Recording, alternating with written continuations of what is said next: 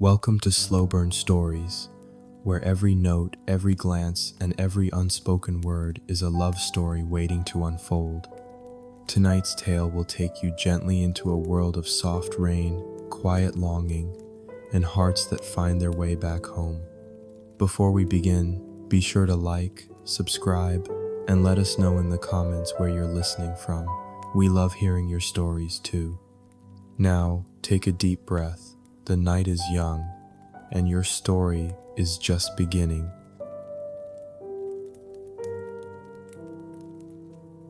You arrive just after sunset. The sky is bruised lavender, soaked in dusk and cloud, as though the whole city has been crying quietly while it waited for you. Seoul doesn't welcome you with open arms. It doesn't even notice at first. The traffic hums the same low song it always did, and the neon signs flicker with practiced indifference. But there's something in the air, something you feel in your chest. A pull. A breath you didn't realize you were holding since you booked your flight, since you dared to come back. It's been 12 years. You step off the airport bus with your suitcase trailing behind you like an old friend who isn't sure they're still invited. The street is narrow and damp, the pavement shiny with rain. You remember this, how the sidewalks here glisten even in the dark. There's a kind of poetry in it. Seoul doesn't need to try to be beautiful, it just is. You've booked a guest house in Hongdae, not because it's trendy or nostalgic, it's just close to everything. The streets you wandered in high school, the corner store with the best sweet milk bread, the underground music bar where you first fell in love with Chopin played on a broken keyboard. He used to hum it beside you, didn't he? That nocturne, the one you never quite got out of your head. The rain starts again just as you reach the door. It's soft, barely a mist, more like the air has turned to velvet. The ajumma who runs the place greets you with a small bow and a kettle already warming in the kitchen. You exchange pleasantries in halting Korean, your tongue rusty, like an old gate unhinging. She offers you slippers and a cup of barley tea before you even touch your bags. Rainy season came early, she murmurs, glancing out the window. You nod, but your thoughts are elsewhere. On a boy who once walked you home in this same weather, holding a broken umbrella that bent backward in the wind. On the way, his laugh echoed off alley walls. On the way, he always looked up, not because he liked the rain, but because he loved the way it made the world quieter. You didn't tell him you were coming back. You didn't tell anyone. Your room is simple. A low bed on the floor, a small wooden desk, a faded curtain that flutters when the wind pushes through the cracked open window. You drop your suitcase beside the bed and unzip it carefully, as if disturbing it too quickly might wake the ghosts inside. Clothes, a well-worn journal, a photograph of your mother, tucked into the pages of a book you've read 3 times too many, and then folded at the bottom like an afterthought, a single envelope. Yellowed with time, your name written on it in your own handwriting. The letter you never sent. You lift it out gently and sit on the edge of the bed, your knees drawn up, the letter resting like a weight on your lap. You wrote it the night you left, all those years ago, back when you thought love could be paused, when you believed time would hold still if your feelings did. You never mailed it, never even sealed it. It felt safer to carry the unsaid than to risk the wrong reply. Outside, someone walks past humming. It's a faint melody, almost lost in the drizzle and the buzz of passing scooters. You catch the tune and your heart stutters. It's close. You slip the letter back into your journal and stand, not bothering to change your shoes. There's a tremble in your fingers as you pull on your coat, the kind that comes from recognizing something that shouldn't be real. The melody again rising above the sound of the city. It tugs at you like a thread pulling from your spine. The streets smell like steam and grilled fish and old pavement. The air is thick with summer heat that never quite burns but never lets you forget its weight. You follow the sound, not consciously. Your body simply moves toward it, as though it knows the way even if your mind has tried to forget. You pass a mural of a girl holding a red umbrella, faded now, the paint chipped. She looks like you once did, wide-eyed, hopeful, a little too in love with the idea of the world. And then you see it. A staircase you almost don't recognize. It winds up behind a noodle shop you used to visit after cram school. It wasn't there before, was it? The stairs? Or maybe you just never looked up. Seoul is a city that hides its best places in plain sight. You climb. Each step creaks slightly, slick with rain. At the top, there's a small sign, rooftop cafe, live music, open late. You hesitate, one hand on the door. The music is clearer now, unmistakable. Your lullaby, the one he wrote for you, the one you only ever heard in fragments, played on school pianos and hummed behind shy confessions. You push the door open. Warm light spills out, golden and low. The cafe is nearly empty, just a few scattered tables, a counter stacked with mismatched cups, and in the corner, beneath a string of fairy lights, a piano, and him. He sits with his back to you, shoulders a little broader, hair a little longer, but it's him. You'd know that posture anywhere, the way he hunches slightly over the keys, the way his fingers hesitate before the sad notes, like they still hurt to touch. He's playing the melody that lived in your dreams for years, the one you told yourself you imagined. He finishes the song and doesn't turn around, doesn't need to. He says your name like a memory. You inhale sharply. The world narrows to the space between his chair and the door frame. You want to step forward, to answer, but your voice is caught behind your ribs. He turns. The years have etched themselves into him gently, a softer jawline, laugh lines that don't laugh, eyes that still carry the weight of unfinished things. He smiles, but it's not the kind you return automatically. It's tentative, fragile, like a paper boat held out over water. I always thought the rain would bring you back, he says softly, and you realize then he never stopped waiting. You step inside, leaving your umbrella by the door. The rain falls harder now, as if the sky too has remembered something. You sit at the table closest to him, your hands still cold from the walk. He says nothing else, neither do you, but the silence is a kind of conversation, the kind only old love knows. On the wall behind him hangs a photograph of the city skyline at night, dotted with lights. Below it, scrawled in chalk, every song remembers something. You wonder if he remembers everything. You wonder if you're ready to find out. You're not sure how long the two of you sit like that, surrounded by the quiet clinking of cups and the low hum of the espresso machine. Maybe 5 minutes, maybe a lifetime. The world outside continues its drizzly rhythm, but inside the cafe, time folds in on itself. The rain on the roof becomes a lullaby in its own right, and still he says nothing. That used to be his way. Back when you were younger, he'd always wait. He never rushed a question, never interrupted your thoughts, even when he had something important to say. It used to frustrate you as silence. But now, it feels like the only thing keeping your heart from spinning out of your chest. He gives you room, lets you breathe. You'd forgotten how much space he always gave you, just by being still. Eventually he rises. Not a word, not a glance.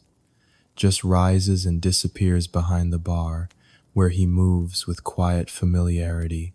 He rinses a cup, reaches for a tin of tea. His motions are careful, almost ceremonial, like the way he played piano in school. Thoughtful, precise, as if even a single wrong note or a drop of water too much might tip the balance of everything. He returns with a white mug. No flourish, no explanation. He simply places it in front of you and sits down again, hands folded in his lap. His eyes find yours briefly and then drift downward, like maybe it hurts too much to hold them there. The tea smells like chrysanthemum, faintly floral, warm in a way that wraps around your lungs. You blow on it, still not speaking. He clears his throat. Just once. Then, finally, you came back. You nod. I did. You weren't going to. I wasn't. He waits. But you offer nothing else. You don't know what you're supposed to say. I missed you feels too small. I never forgot you feels too dramatic. And I didn't mean to disappear is only half true. The rain taps steadily on the windows as though offering its own apology on your behalf. I used to check the mailbox, he says, for months after, just in case. You close your eyes. So he did wait. You should have known. He was always like that. Even when you moved schools for a semester in your second year, he still brought your favorite melon bread to your old desk, just in case you returned for a visit. He left little notes in the margins of piano sheet music that only you could decipher. His loyalty wasn't loud, but it was endless, the kind of faith you didn't deserve back then, maybe not even now. Do you still play? He asks after a while. You shake your head. Not since. He nods, filling in the silence for you. Not since you left. You sip your tea. The taste is delicate, comforting, like something your grandmother would have brewed. You wonder if he remembered you like this one, or if it's just what they serve to everyone. It's yours? You ask finally, gesturing at the cafe. Mostly. My aunt technically owns the building. I run the place, play at night when it's slow. You glance around. It's modest, a little worn at the edges, but full of charm. Lanterns hang from the ceiling in mismatched colors. There's a shelf near the counter stacked with books in every language and a sketch pad on each table instead of napkins. You flip yours open. Someone's drawn a sleepy cat curled around a coffee cup. I didn't expect you here, you admit, fingers still tracing the sketch. I didn't expect you ever, he replies softly. That lands between you like a dropped coin in a wishing well, small but echoing. You want to ask if he's angry, but you already know the answer. He's not the kind to hold anger, only ache, and sometimes that's harder to face. Instead, you ask, do you still live nearby? He hesitates. Sort of. I moved around for a while. Japan, Busan, back here 2 years ago. You nod, taking that in. It feels strange, this grown-up version of him, wearing black sleeves rolled to the elbow, a hint of stubble along his jaw, speaking in full sentences without the half-smile he used to hide behind. He feels steady, calmer, but something in his eyes maybe still carries that same restless tenderness that once made your breath hitch when he looked your way in class. You're different, you say quietly. So are you. You're not sure if he means it as a compliment, but you let it hang there. He reaches for his own mug, his fingers brushing the rim thoughtfully. I kept the music room key, he says suddenly. You blink. He doesn't look at you, just swirls his tea like it has answers. The janitor gave it to me before he retired, figured I spent more time there than most staff. I still go sometimes, play. It sounds worse now. They replaced the piano. It's too bright, doesn't creak in the right places. You smile despite yourself. That creak in the C key, you say, used to drive me mad. You always skipped it. You never did. Someone had to finish the melody. That silences you again. Because that's what he always did. Finish things, waited, watched, made space for people who couldn't find the words in time. He sets his cup down and finally looks at you. really looks, and it feels like sunlight through a clouded window, dim but warming, familiar, too familiar. Why now? He asks. You don't have a rehearsed answer. You didn't think you'd need one. You didn't even plan to see him, but there he is, and here you are. And every version of your younger self is suddenly wide awake inside your chest. I heard a song, you say, on a video somewhere. A short clip, just the first 8 notes, but I knew it. I knew it was yours. He tilts his head, lips barely parted. You press on. And then I opened an old notebook and found the letter I wrote to you, the one I never sent. He doesn't speak, just watches you, waiting. I guess I realized. You inhale. The words taste like old paper and regret. If someone still remembers a song you wrote for them after 12 years, maybe they deserve to hear it again, in person. He doesn't smile, but his shoulders soften. Something in him shifts. I play it every week, he says, in case someone hears it and comes in. You cover your mouth with your hand, like the breath inside you is too much. You want to cry, or laugh, or curl into the corner of the bench and never leave. Instead, you ask, was it always a lullaby? He shrugs, the smallest motion. It was a love song, but you were always too tired to hear it properly. A tear slips before you can stop it. You brush it away quickly, hoping he didn't see. He did, but he doesn't mention it. Instead, he stands. Come back tomorrow, he says, already turning away. I play better when it rains. You don't give him the letter that night. You come close. Your hand grazes your journal more than once.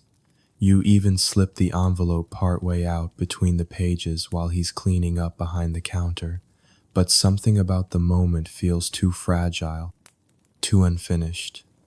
You're not sure if the letter would explain everything or ruin what you're slowly remembering how to feel. So you keep it. You tuck it into your coat pocket before you leave, careful with the creases. The paper is delicate now, worn soft by years and travel. It carries the scent of old ink and the shadow of things unsaid. Outside, the rain has stopped, but the streets are still slick with its memory. The city glows in puddles and street lamps. You walk the long way back to your guest house, winding through alleys that feel familiar in the way dreams do. Not real, not entirely distant either. You think about his hands on the piano, the steady warmth in his voice, the way he said I loved you like it wasn't a past tense at all. At the corner of a tiny bookstore you didn't realize still existed, you pause. The windows are dark, the shop long closed. But the display hasn't changed. Much. Rows of poetry collections and vintage postcards still sit crooked on a wooden stand. There's a new note in the window, though, scribbled in careful handwriting. No returns, only rediscoveries. You think that's what you are, a rediscovery. You sleep lightly that night, not restlessly, just aware. Every time you stir, you see the outline of the letter where you left it on the desk, like it's watching you, or waiting. In your dream, he's playing your song again, but you can't see his face, only the rain, and your voice calling something you can't quite remember. The next morning, it's foggy. The clouds are low, curling around the buildings like smoke. You stay inside most of the day, rereading old journal entries, watching the condensation bead on the window glass. It's strange, isn't it? How you ran from this place once, and now can't seem to leave the radius of one rooftop cafe. At dusk, you dress more slowly than usual, choosing your sweater carefully, brushing your hair until it feels soft again. You don't think you're getting ready for a date. Not really. But part of you notices how your pulse picks up when you picture the way he looked yesterday, how his voice lowered just slightly when he said your name. You put the letter in your pocket again, just in case. At the cafe, he's already playing when you arrive.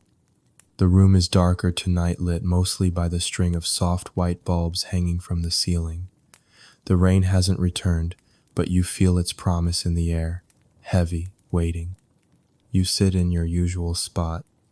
This time he looks up as you enter, doesn't smile but nods once, a quiet welcome. His hands continue moving over the keys with muscle memory and grace, like they never needed sheet music at all. The piece he's playing is new, at least to you. Melancholy, slow, it spills across the room like something half-confessed. You wonder if he wrote it for someone, or if it's for you. When he finishes, he joins you at the table without a word. He doesn't ask how your day was, doesn't offer you tea this time either. You think it's because he's waiting for the letter. You wrap your fingers around the mug that's still warm from the last customer, pretending it's something he gave you. Finally you say, "I brought it." He doesn't move. The letter. Still, he waits. You take it out, laying it carefully between you on the table. The envelope is faded, the corners soft. Your handwriting stares back at you, your younger self, naive enough to think this letter would be enough. He leans forward, but doesn't touch it. "I haven't read it since I wrote it," you admit. "Do you want to read it now?" You think for a long moment, then you shake your head. "No, I want you to." He picks it up gently, the way someone might hold a songbird, and then he opens it. You watch him read. He's so still, it almost hurts. His eyes move slowly over the page. His brow furrows slightly at one line. You can tell when he reaches the part you crossed out, the part where you tried to say "I love you" and then scribbled over it with ink like that would make it untrue. He lingers there and then reads on.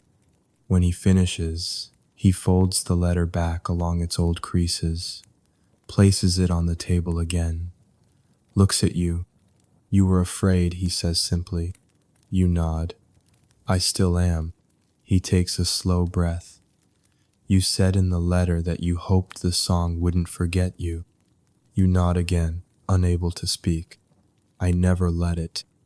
You look at him then, really look, and something in you crumbles. "I missed your voice," you whisper, "and the way you'd play without needing to be asked. I missed the smell of sheet music and that one terrible practice room with the flickering light.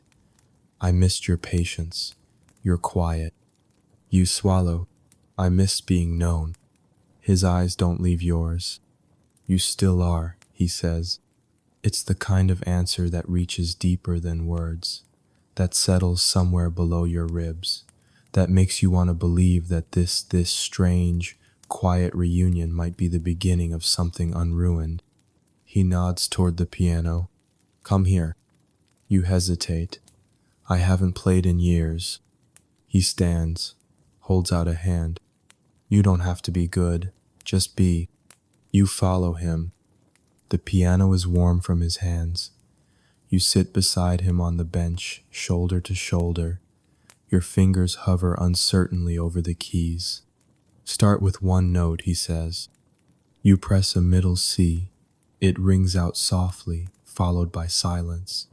Then he adds a note beneath it, then another, and suddenly the sound becomes yours again.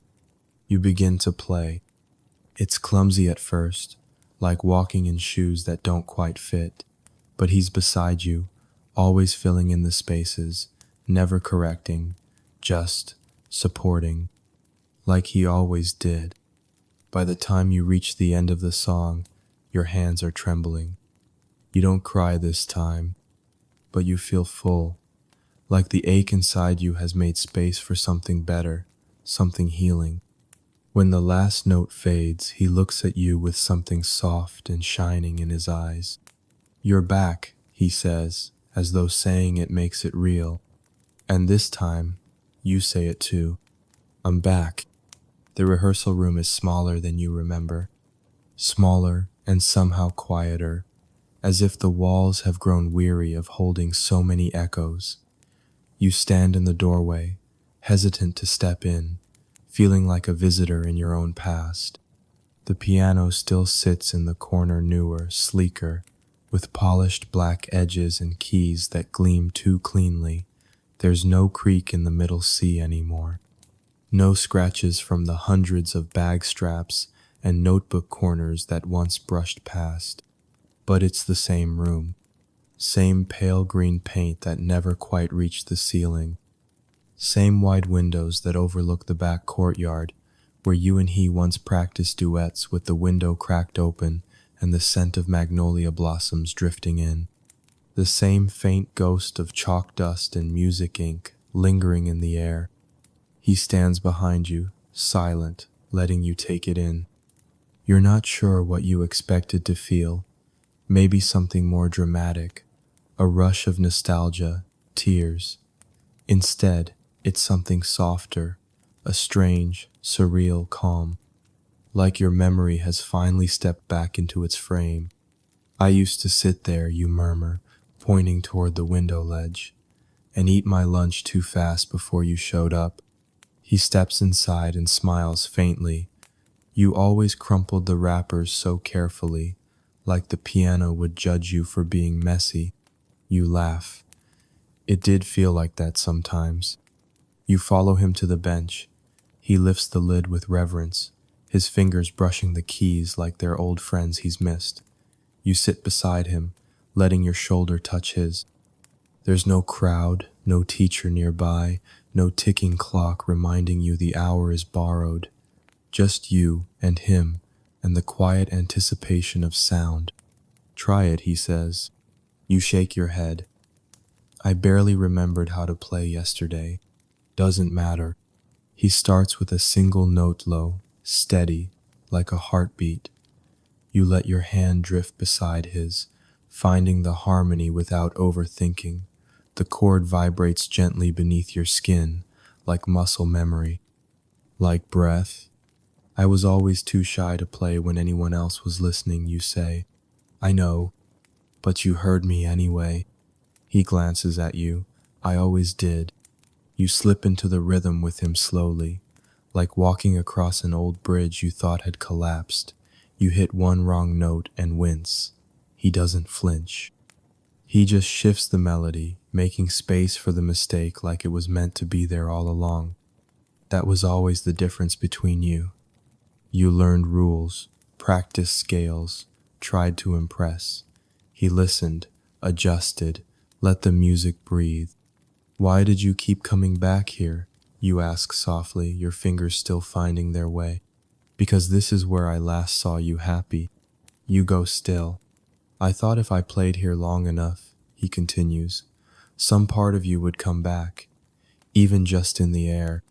You close your eyes. I was happy, you say. Here, with you. The words settle between you with a quiet weight. I think I was afraid of that, you add after a moment. Why? Because I didn't know what to do with something good. I thought if I let it stay, I'd ruin it. He nods slowly, his eyes on the keys. So you left before you could break it. You exhale. Yeah. You sit there like that for a while, letting the music trail off. The silence is gentler nowless of an absence, more of a resting point. He stretches his fingers and leans back slightly, gazing at the old corkboard on the far wall. Do you remember that poster? He asks, pointing. You squint. It's sun-bleached now, but you can still make out the headline, Spring Music Festival, Let Your Soul Be Heard. You laugh. I choked during rehearsal, completely blanked on the second verse. You ran off stage, he grins. Your music sheet went flying, hit one of the judges. You groan. Stop. I've spent years trying to forget. I still have the video. Your head snaps toward him. You're joking. He shakes his head, too pleased with himself. You nudge him with your elbow. Destroy it. No way. It's evidence. Of what? He pauses, looks at you. Of how brave you were. You blink. brave? I cried in the stairwell for an hour, but you came back the next day, he says, and played for me, just me, and it was better than anything you'd done on stage. I always thought that was the real performance. Your cheeks warm, you look away, but not far. On the shelf beneath the windowsill, you spot something familiar. An old notebook, the corner marked with a strip of green ribbon, your ribbon, the one you used to keep tied around your metronome case. He reaches over and hands it to you. I found it a year after you left, he says, wedged between the piano and the wall. You must have dropped it. You run your fingers along the frayed edge. Open it. The pages are filled with penciled melodies, scribbled lyrics, and doodles of coffee cups and stars. Your handwriting smaller, neater, more hopeful. There's even one page where you drew his name in cursive with little clouds around it. He's watching you carefully. You hold up the notebook. You kept this? He nods. I figured you'd come back for it someday. And if I hadn't, I'd still be here, with the notebook, playing the same song. There's no edge to his voice, no accusation, just truth. You set the notebook down gently, almost reverently. Then, without thinking, you rest your head against his shoulder. He doesn't move, doesn't even shift his weight, just lets you be. I wanted to write to you, you say after a long moment. I know. I kept thinking I'd wait until I had something beautiful to say, until I'd done something worth telling you about, until I wasn't so messy inside. His voice is quiet. You didn't have to be perfect. I wanted to be. He turns toward you slightly. You were already enough. You close your eyes. This room once held so many versions of you. The girl who played too fast when she got nervous, the one who borrowed his scarf when the radiator broke, the one who stared at the back of his neck while he played because she couldn't find the words for what she felt. And now here you are again, older, softer, still searching, but beside him. You lift your head slowly. Do you come here often? You ask, already knowing the answer. Every week. For the music? He looks at you. For the memory? You nod, understanding. I think I'd like to come back too, you say, not just to remember, but to be. A quiet breath leaves him. Relief. Maybe something more. I'd like that, he says. The sky outside is starting to clear. Golden light spills across the windowsill, catching in the dust motes like tiny fireflies. You press one more key, just a G, soft and clean, and let it linger. In this moment, you are not a ghost returning. You are a woman remembered, and the room remembers you too. You almost say it at the train station. The day you left, with your bag slung too high on your shoulder, and your heart too heavy in your chest. He stood by the vending machines near track 2, hands in his pockets, a quiet question in his eyes. The piano competition had just ended. You hadn't even stayed to hear the results. Your departure was sudden, practiced, as though leaving quickly would hurt less. He didn't chase you. He just waited like always. Waited for an explanation you never gave. 12 years later, you're still trying to answer it. Now, seated across from him again in the quiet rooftop cafe, the evening rain gently tapping the windows, you find yourself watching him through time. His face hasn't hardened the way you feared it might. There's a stillness to him now, a clarity. The boy who used to sit cross-legged on the floor tuning a guitar he could barely play is gone, but the man who took his place still carries the same gentle silence. Tonight, he finally asks, "What happened that day?" You knew it was coming. It's the question you rehearsed answers for while lying awake in your guest house, staring at the ceiling as if it could guide you. But when he says it out loud, in that low, even tone, your breath catches. You sip your tea to stall. It's gone lukewarm, still sweet. I panicked, you say, finally. His gaze doesn't move. I got scared, not of you, of how much it all mattered. The competition, the letters we hadn't written yet, the music we played like it was the only language we shared. You pause. I thought if I left quietly it would be kinder. He blinks, slow and deliberate. Kinder to who? You wince. He's not accusing you. His voice isn't sharp, but the words still land. You set your cup down carefully. I didn't know how to stay, you say. I thought staying would trap me, that if I stayed in the city with you, I'd stop growing, I'd never go, I'd miss whatever big thing I was supposed to chase. And did you find it? He asks gently. You laugh, but there's no humor in it. I found cities, you say, jobs, coffee that cost too much, friends I didn't call back. I found an apartment where the elevator broke every week and neighbors who never said hello. I found a version of myself that could get through the day without feeling too much, but I didn't find that big thing. You look at him, and I never found anyone who played me songs in the rain. The silence that follows is heavier than most, not because it's painful, because it's full, because he knows. He leans forward, elbows resting on the table. I thought maybe you left because you didn't feel the same way. I did, you whisper. I just didn't know what to do with it. You fidget with the hem of your sleeve, the way you used to when he sat beside you during recitals, nervous energy twisting through your fingers. I told myself that love was supposed to be complicated, messy, that the kind of quiet thing we had wasn't strong enough to last. He tilts his head. And now? You meet his eyes. Now I think I mistook peace for weakness, and what we had was the strongest thing I've ever known. He lets out a slow breath. You can see the weight lifting off him piece by piece. Not all of it, but enough. I used to watch the door of that practice room, he says, every day for weeks. I thought maybe you'd left something, a scarf, a notebook, an excuse to come back. I left more than that, you say. I left all the parts of me that made sense. He shakes his head. You didn't need to leave to grow.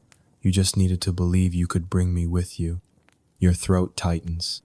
I didn't think you'd follow. I would've, he says, in a second. You close your eyes. I know that now.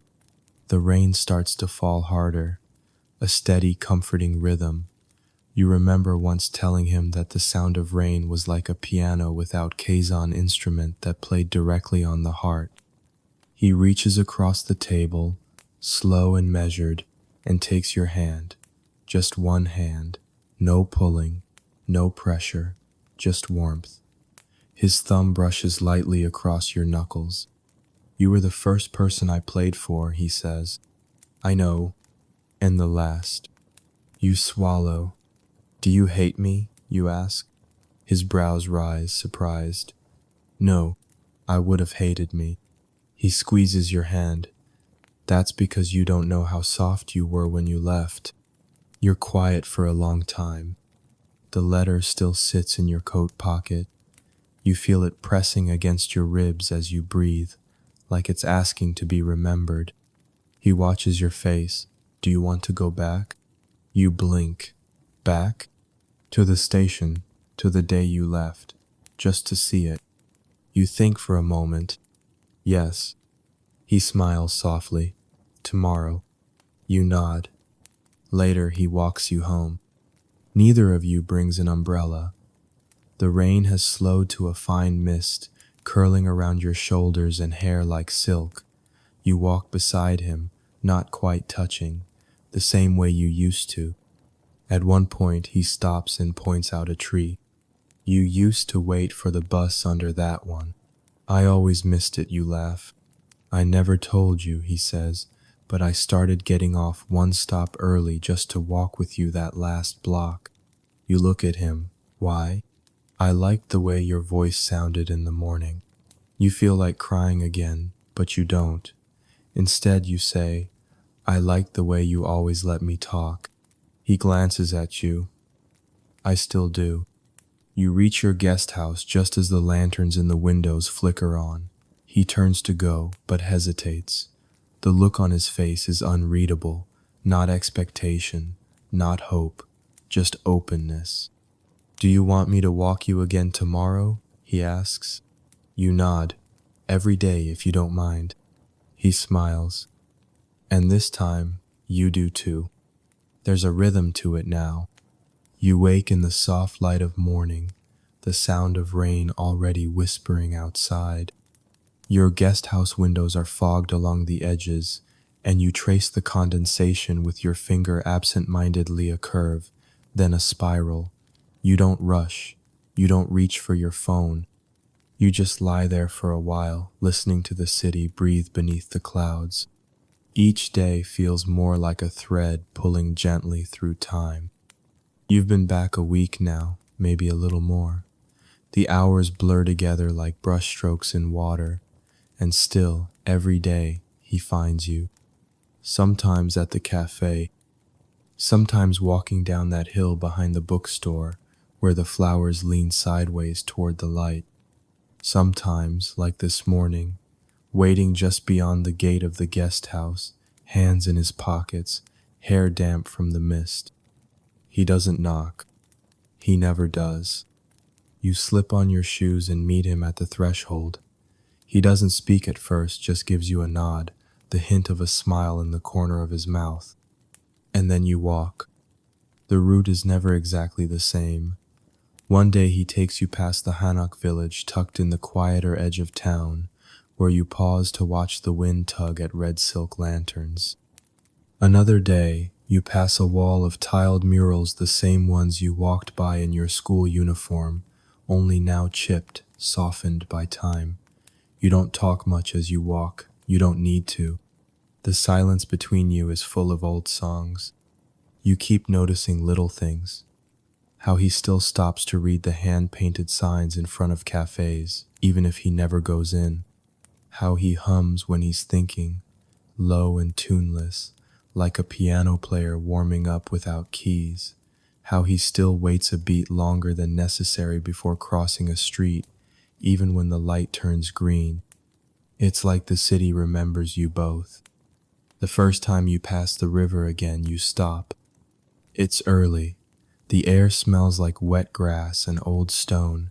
The water is slow today, muddied from the week's rain. You lean against the railing and look down, trying to find something familiar in the flow. Remember that day we got caught in the storm here? He says, hands resting on the rail beside yours. You smile. You gave me your jacket and then got a fever. He grins. Worth it. I was freezing, you laugh. You were laughing. You nod. Because you were yelling at the clouds, like they could hear you. They did, he says, mock serious. They didn't rain on us again for a week. You both fall quiet. Beneath you, the water ripples. A leaf floats by, spinning in slow, aimless circles. He turns to you. Do you want to see it? You blink. See what? The place I wrote the lullaby. You look at him for a long moment. Yes, you say. I do. He takes you up a street you don't recognize, past a cluster of tiny cafes and apartments tucked above laundromats and stationery shops. You pass a boy walking a small white dog wearing a yellow raincoat. The dog pauses to stare at you, as if it knows something. At the end of the street, tucked behind a rusted blue gate, is a narrow courtyard. You never knew it existed.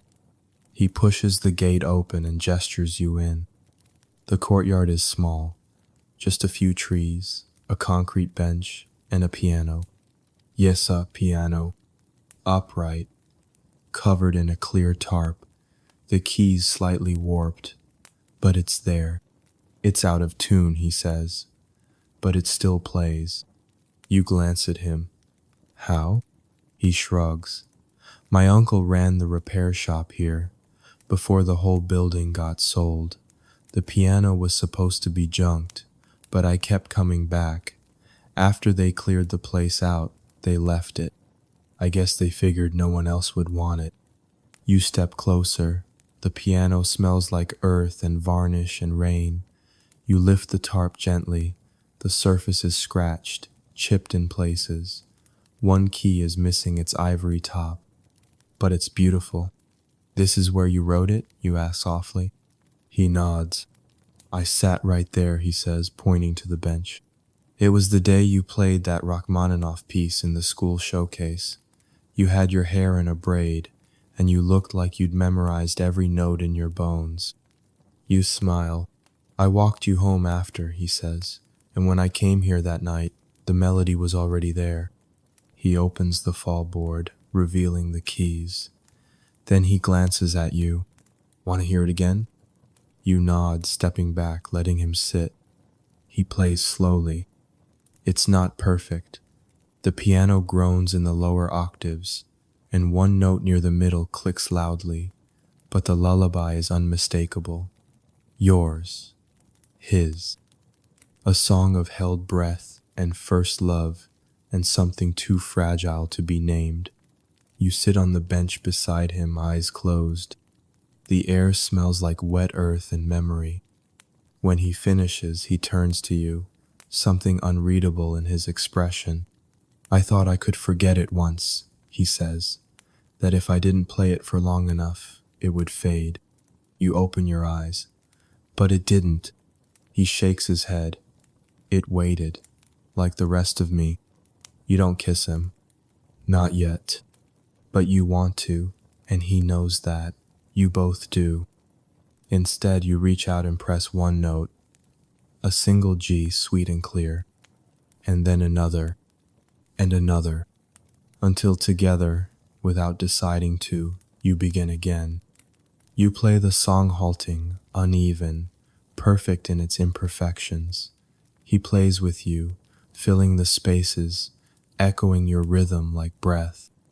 And when the rain begins to fall again, you don't stop. You let it fall. Let the drops tap across the piano's surface like a second melody. Let the sky remember with you. Let the music carry what words never quite could. It doesn't rain the next morning. For the first time in days, the sky is a pale, polished blue. Not brilliant or theatrical, just clear, honest. The kind of sky that makes people hang laundry outside and open windows without thinking twice. It startles you, this softness. You've grown used to the hush of drizzle, the slow lull of mist, the silence of things that stay unspoken. He's already waiting outside your guest house again, but this time, he's not wearing his usual gray jacket, just a simple white shirt with the sleeves rolled to his elbows. It makes him look younger, lighter. It stopped, he says, looking up at the sky. You follow his gaze. So it did. He smiles. We should go somewhere. You raise an eyebrow. Somewhere without a piano? His smile grows. Just this once. You walk through the city with the sun on your skin and no umbrella between you. The streets feel different in the light, louder, fuller. Children run ahead of their parents, chasing bubbles blown from a street vendor's cart. College students laugh over iced coffees outside a cafe you used to walk past but never entered.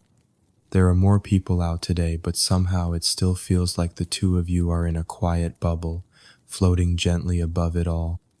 He takes you to the river again, but this time you don't stop at the railing. You cross the old wooden footbridge together, and it creaks beneath your steps in a way that feels nostalgic even though you've never crossed it before. Do you ever wonder what it would have been like if I'd stayed, you ask, breaking the comfortable silence. He doesn't answer right away. Then, sometimes, would we have lasted, you press gently. He thinks about it. Maybe not. You glance at him, surprised. But not because we didn't love each other, he adds quickly, just because we were young and scared, and we might have broken the song before we knew how to finish it. You nod slowly. That sounds like something I would have done. He chuckles softly. That's something we both would have done. You sit on a bench facing the water. There's a small garden nearby, planted with yellow daisies and tiny white clover. The sunlight pools around your feet like warm milk. He leans back, arms stretched over the top of the bench. I used to come here when I missed you, he says. You glance at him. He's watching the river, not you. I told myself if I could sit long enough without thinking about you, I'd be okay. And I never stayed more than 10 minutes. You smile. I'm sorry I made it that hard. You didn't make it hard, he says. You made it worth it. The words land somewhere deep, gentle, certain. You close your eyes, letting the breeze find your face. I used to dream about coming back, you admit, but the version of you in my head was always angry, or worse, cold. He shakes his head. I could never be cold to you. I think I needed to believe you might be, you say. It made the silence easier. He shifts, facing you. You don't have to apologize anymore. But I want to, you say, looking at him fully now. Not because I owe it, because you deserved better. You deserved a goodbye. You deserved to know why. He meets your gaze. You search for the words. They come slowly, but clearly.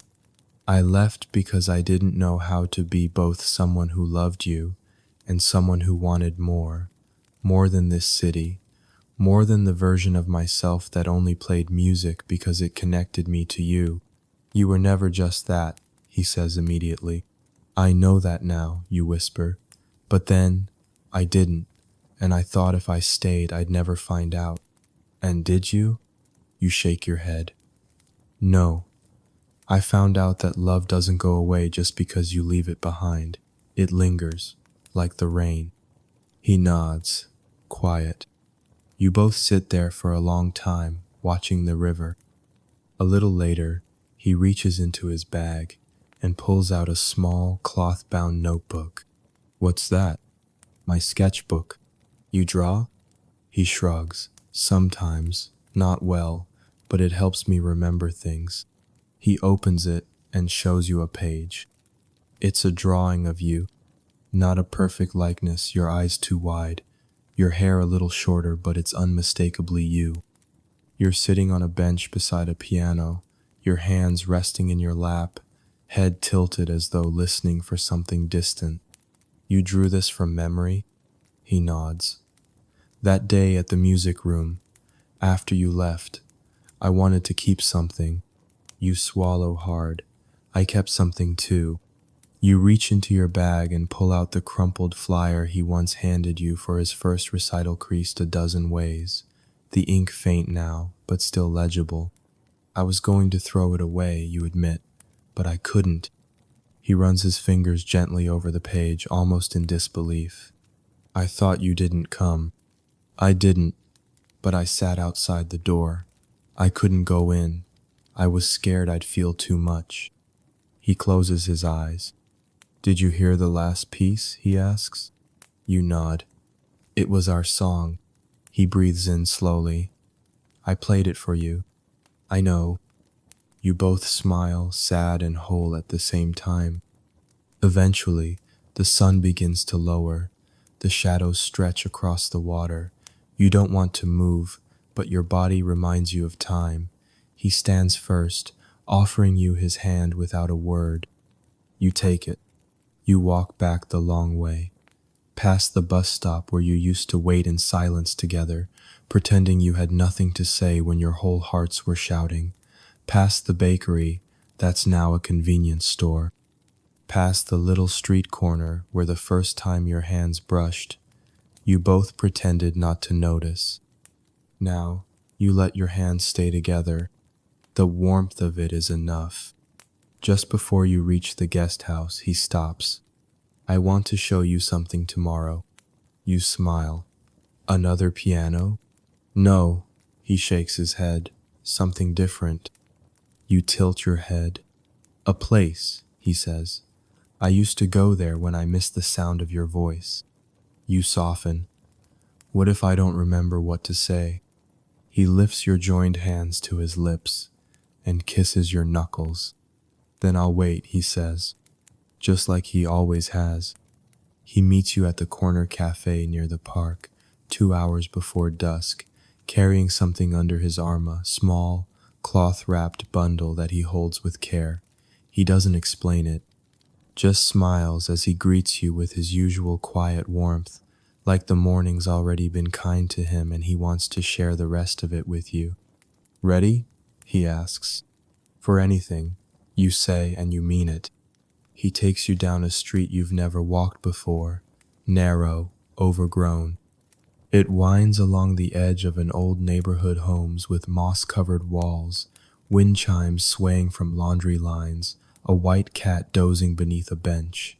The sound of the city fades the deeper you go. Even the breeze feels slower here, like it's thinking of something beautiful and doesn't want to forget. You come to a garden behind an abandoned school building, tucked behind ivy-covered gates. The sign overhead is rusted and barely legible, a quiet space, no tourists, no echoes of children, just stillness. This is where I wrote the second part, he says, motioning to the far bench. You pause. The second part? He nods. Of the lullaby. You blink, stunned. I thought it ended where it always ended. So did I, he says, for a long time. He sits on the bench and unwraps the bundle in his hands. Inside is a notebook, dark green leather, weathered at the corners, a simple pencil tucked into the spine. He opens to a page near the middle and turns it toward you. It's your melody, but extended. You see the notes stretching past the place you always stopped, more hopeful, less uncertain, as though the song decided to believe in something after all. I wrote this a year ago, he says. The first day the rain started again, I was walking through this garden and heard a wind chime play your tune, just 4 notes. But it was enough. I sat here and finished what I thought we'd left incomplete. You take the notebook gently and scan the music. The markings are clean, but human light trembles in the pencil lines, tempo notations that feel more emotional than technical. You trace your finger along the bars, as if your skin might remember what your ears haven't heard yet. Can I try it, you ask? He nods. I brought something for that too. From behind the bench, he pulls out a small digital keyboard in a soft black case. It's not much, just 61 keys, battery-powered, slightly scuffed. But when he sets it on his lap and powers it on, the sound that emerges is sweet and soft, like someone whispering in music. He holds it steady as you sit beside him and place your fingers on the keys. You start with the melody you remember, the one you used to play alone in the music room, the one he used to echo without needing the sheet. You fall into the rhythm like slipping into old pajamas, comfortable, worn, safe. Then, tentatively, you let your hands move beyond the place you always stopped. You play the second part. At first, it feels like trespassing. The melody is unfamiliar, but your body leans toward it instinctively. It's warmer here, open. The notes rise with more courage, as if the song has finally decided it can be more than longing, more than what if. Halfway through, your voice breaks into the space without warning, just a hum, soft and shaky. You don't remember deciding to sing, but there it is. Wordless at first, just breath through sound, and then words come, old ones. I thought I lost you in the silence, but the song found me again. You keep going, the lyrics improvising themselves into the air. You sing like someone remembering how. He doesn't interrupt. He just listens, his eyes on your hands. You finish the last chord with trembling fingers, the notes holding in the garden air longer than they should. For a moment, nothing moves. Then he says, "That was the version I always heard." You meet his gaze, startled. "But I never played it that way." "No," he says, "but you were always meant to." You look down at your hands, still resting lightly on the keyboard. They don't feel like strangers anymore. Not to you, not to the song. You believed in it before I did, you whisper. I believed in you, he says, just as gently. The afternoon shifts slowly around you, the sunlight catching the leaves above. Somewhere nearby, a bird sings a tune that sounds like a question without urgency. The wind chime flutters again, a faint echo of the first four notes that drew him here. You close the keyboard and sit back, staring up at the sky. I always thought if I finished that melody it would mean I'd moved on, you admit. He looks at you carefully. And now? You smile. Now I think. It means I finally came back. He nods, then leans forward, resting his elbows on his knees. I used to sit here and try to rewrite the ending, he says. Not of the song, of us. You glance sideways. What endings did you imagine? He thinks. Ones where we bumped into each other at a train station, or I moved to your city and saw you playing piano in a hotel lounge, or I sent a letter and you answered 5 years later. You laugh. Sounds like a drama. He shrugs. I waited long enough. I had to make the time interesting. You turn toward him, fully now. What ending are we in right now?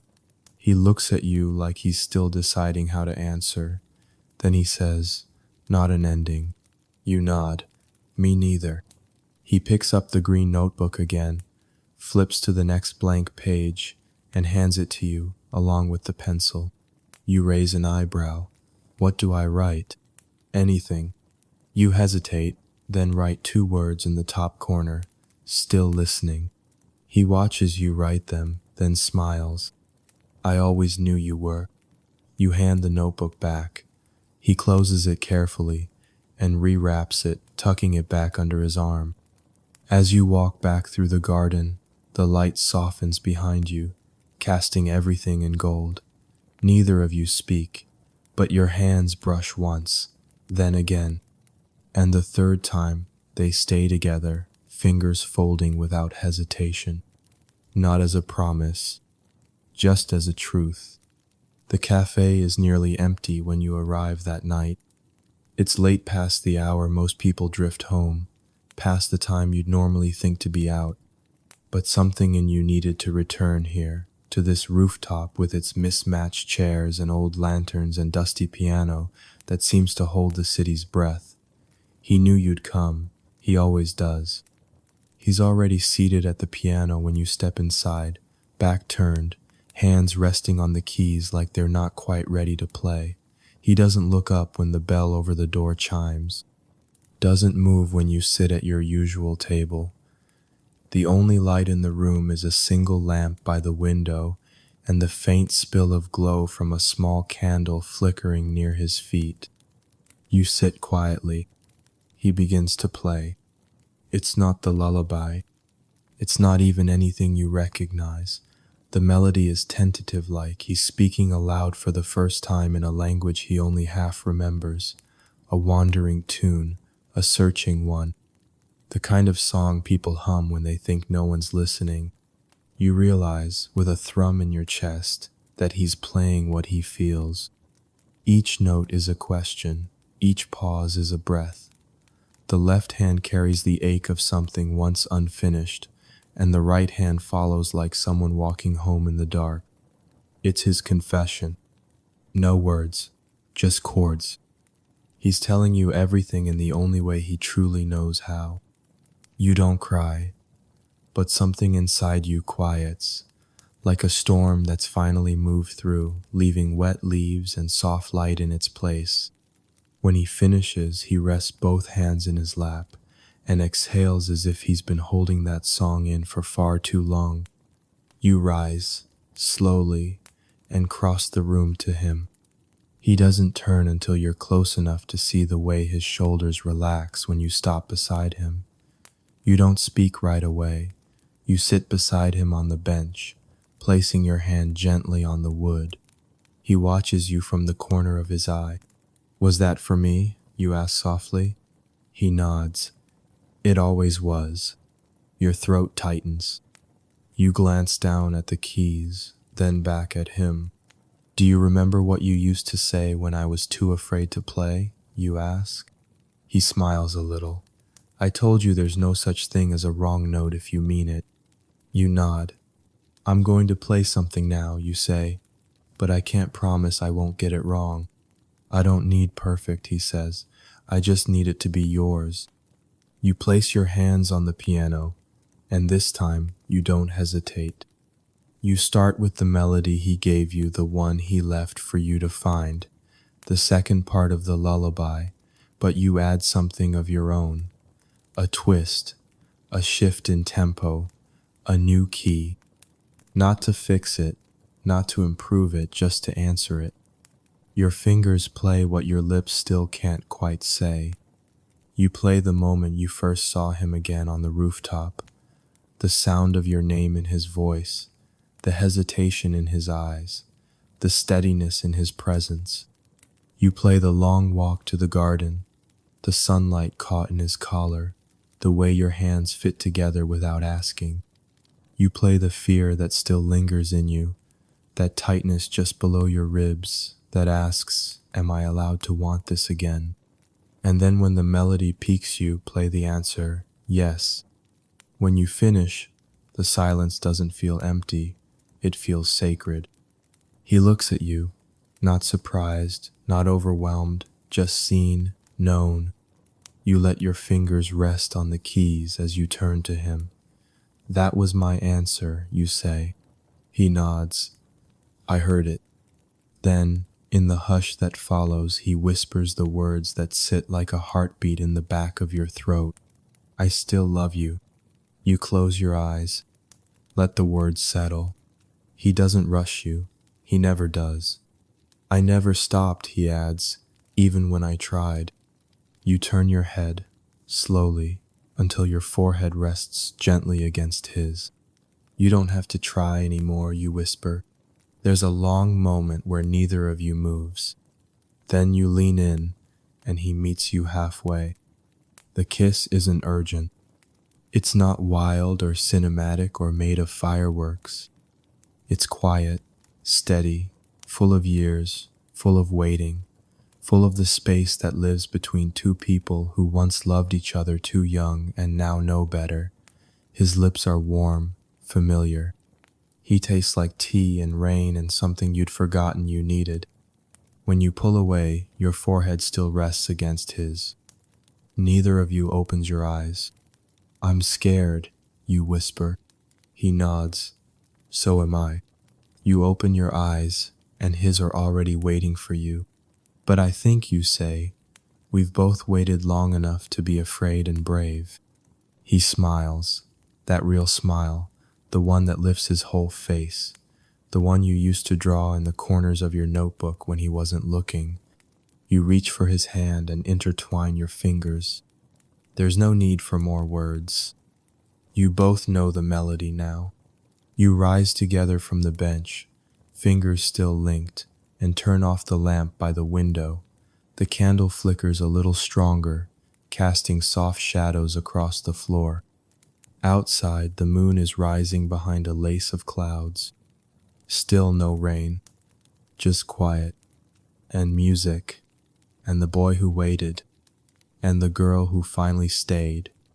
The rain returns like a secret, soft at first, a quiet whisper against your window just before dawn, like a gentle reminder that nothing beautiful ever leaves for long. It isn't urgent. It doesn't pound or threaten. It just is, the way it used to be, constant, familiar, like him. You pull the covers up over your shoulder and watch the sky lighten behind the clouds. The city is still, the world feels paused, but your heart is wide awake. He texted late last night, just before you drifted off. If it rains tomorrow, meet me where it all began.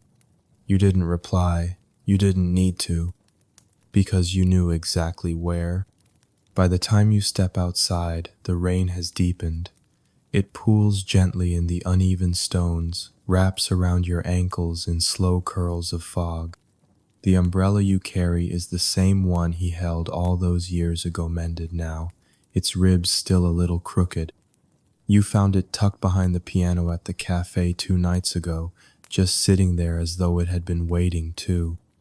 The school looks smaller now, less like a place that shaped your youth and more like an old friend who doesn't mind if you stay quiet. You walk through the side gate, past the courtyard, past the empty bicycle racks that once overflowed every morning. Your steps slow as you approach the hallway, where the tiled floor still carries the faint smell of chalk and old varnish. And then you see him. He's standing by the door of the music room, back turned, hands in his pockets, head slightly bowed, listening. You don't call out. You just step beside him and wait. After a moment, he glances over. "It's just like I remembered," he says. You look through the glass window of the music room door. The chairs are still in rows, though fewer than before. The new piano sits silently in the corner, sleek and impersonal. But the room feels different today, not because of the furniture, because of you. You lean your shoulder against the doorframe. "You know I almost didn't come." He turns fully to face you now. "What changed your mind?" You smile faintly. "You did." The rain outside picks up, a soft percussion behind your words. "I've been thinking," you continue, "about what it means to love someone after time has passed, after distance, after silence." He waits, and you find the courage to keep going. It means seeing them clearly, without the fantasy, without the softness of memory, just them, who they are, who they became, and still wanting to reach for their hand. His throat moves, but he doesn't speak. You step closer. "You were the boy who waited," you say, your voice low. "And I was the girl who ran. I think I needed to be, once, but I'm not running anymore." The words sit between you like light on water. He nods slowly. "I don't want to keep playing the same songs," he says. "I want to write new ones, with you." You close the distance between you and rest your hand against his chest. His heart beats steady beneath your palm. "I want that too," you whisper.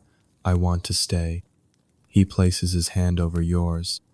"You don't have to know how yet," he says. "You just have to be here." You both step into the music room. It smells like everything you forgot to miss. You walk past the rows of chairs, past the cabinets filled with sheet music, and sit together on the edge of the low wooden platform where you used to perform. The windows rattle slightly in the wind. "I thought I'd feel sad being back here," you say. "Do you?" "No," you murmur. "I feel like I found the rest of my breath." You reach into your coat pocket and pull out a small envelope this time, not the old letter. That one is long folded and stored away. This is a new one. His name written on it, in your present handwriting. He looks at you, questioning. "I wrote it this morning," you say, "before the rain." He opens it carefully.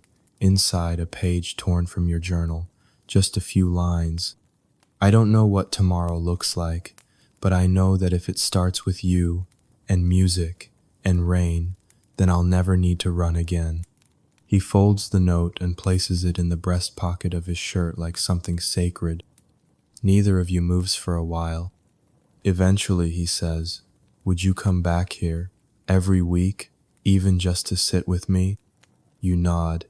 "Every week, every time it rains." He smiles, that rare smile, the one that tells you something in him has finally relaxed. You rest your head on his shoulder and watch the windows fog over. The rain plays its own melody on the rooftop above. He hums a tune into the quieter lullaby, softer now, rewritten through the lens of what's been found. The space between you no longer feels fragile. It feels lived in, real. There's no need to ask what comes next. You already know. You'll finish the song, together, and it will be new. The sky is still soft with rain the morning you decide not to leave. You don't pack. You don't check the clock. You don't scroll through emails or look up train times or rehearse what you'll tell people when they ask what changed. Because nothing changed, not really.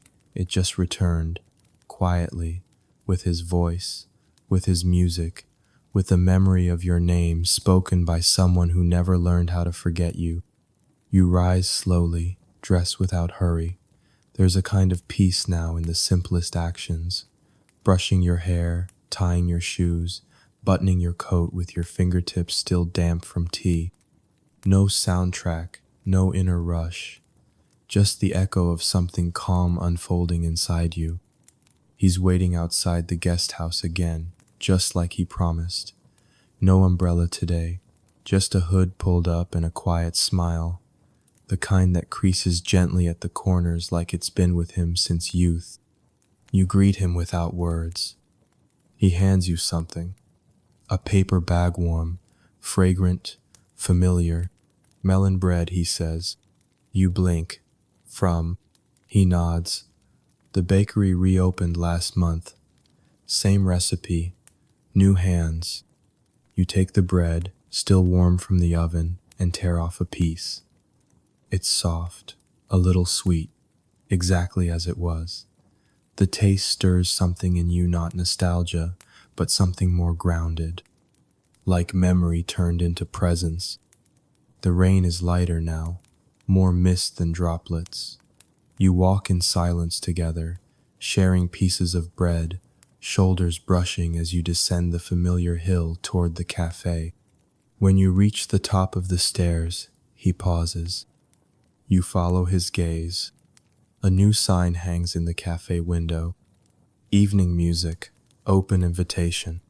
You tilt your head. What's that? He shrugs, but there's a spark behind his eyes. I thought maybe you'd want to play. You laugh. Me? He opens the door and holds it for you. Who else? Inside, the space feels just as you left it. A little dusty, a little worn, a little yours. A few guests sit in the corners, sipping slowly, speaking in the hush of people who sense something sacred nearby. He sets up the music stand, wipes the piano keys. You sit down before you can talk yourself out of it. It's not a performance, it's not even an act of bravery, it's just a return. A return to the girl who used to hum in the stairwell. A return to the quiet joy of pressing down on ivory and letting the sound carry what your voice could not. You begin with the original melody, the one you wrote in pieces over months, the one he finished without needing to be asked, the one that carried your name even when you were too far to hear it. Then you let your fingers drift into the second part, the shared part, the one born in a garden on a day without rain. Your hands move slowly but confidently, and somewhere in the middle his join yours. He sits beside you, adds the low harmonies, and your song becomes a conversation again. Not goodbye, not apology, just two people choosing note by note begin again. When the music fades, you don't need to look at him. You know he's smiling. You step out onto the rooftop afterward. The air smells like wet stone and jasmine. The rain has stopped. Stay here, he says. You blink. Here? He nods. With me, with the music, with the life we never got to finish. You look out across the rooftops of Seoul, the hazy skyline, the blinking lights, the soft sound of the wind. Okay, you say, and you mean it. No conditions, no promises you don't know how to keep. Just okay. You reach into your coat pocket and tear off a sheet of paper from your notebook. You write one line, fold it in half, hand it to him. He opens it slowly, as though unfolding a leaf. It says, I came back to stay. He doesn't speak. He simply presses the paper to his chest, then to yours, and holds it there as though sealing a promise between you. You lean forward and kiss him again, soft, certain, not a beginning, not an end, just the continuation of something right. And in the hush that follows, with the city listening, with the sky waiting, you whisper the words neither of you need but both of you want to say, I love you. And he answers like the final note of the song, I always did.